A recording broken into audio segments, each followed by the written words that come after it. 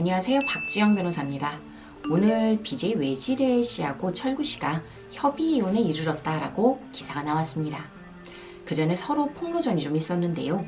만약에 합의 이혼이 되지 않고 소송으로 갔더라면 누구에게 귀책 사유가 있는지 좀 알아보도록 하겠습니다. 지금부터 드리는 말씀은 둘에게 직접 연락을 해서 사실관계를 확인한 것은 아니고 기사를 통해 나타난 내용들을 위주로 얘기를 하는 것이니 그 점은 숙지해 주시기 바랍니다. 먼저 철구는 외지래가 새벽 2시에 다른 남자와 연락을 했다. 그리고 특정 지역에 가서 저녁에 다 함께 술자리에서 모여 놀기도 했다 등의 이유를 들어서 외지래가 특정 BJ의 남자와 바람을 폈다라고 얘기를 합니다. 이 부분이 재판으로 갔으면 불륜관계가 인정이 되었을까요? 인정되기는 쉽지 않습니다. 민사에서의 불륜관계는 형사에서의 간통죄와 다르게 꼭 성관계만을 의미하지는 않습니다. 이른 새벽이나 늦은 밤 이런 시각에 주기적으로 지속적으로 연락을 한 증거 혹은 여보 자기 연인관계에서만 쓰일 수 있는 호칭을 부르는 카카오톡 메시지만으로도 불륜관계는 인정이 될 수 있습니다. 그러나 이번 사안은 새벽에 전화를 했다는 것 이외에는 다른 증거가 없습니다. 전화를 한 횟수도 많지 않기 때문에 불륜관계가 인정되지 않을 텐데요. 한 판례를 좀 소개해드려 보겠습니다. 한 유부녀가 다른 외간 남자와 이른 새벽 아침 혹은 저녁 늦게 한 4,000회 정도 연락을 합니다. 그리고 10여 회 정도 따로 만났고요. 1박 2일로 여행도 한번 갑니다.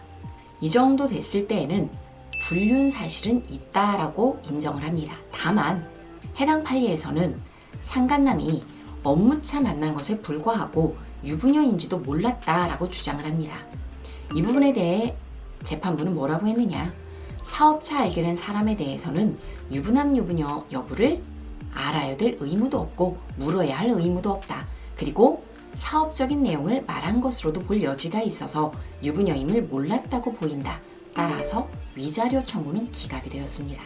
한마디로 불륜 행위는 하였지만 둘 사이에 유부녀를 만난다라는 인식이 없었기 때문에 위자료 청구가 기각이 된 사안인데요.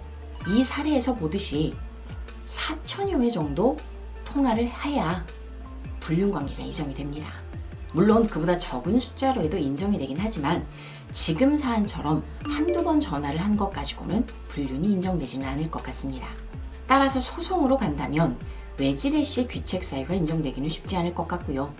철구 씨의 경우에는 성매매, 도박, 그리고 폭행 등이 나와 있는데 폭행은 철구 씨 본인 입으로 인정을 한 적이 있습니다.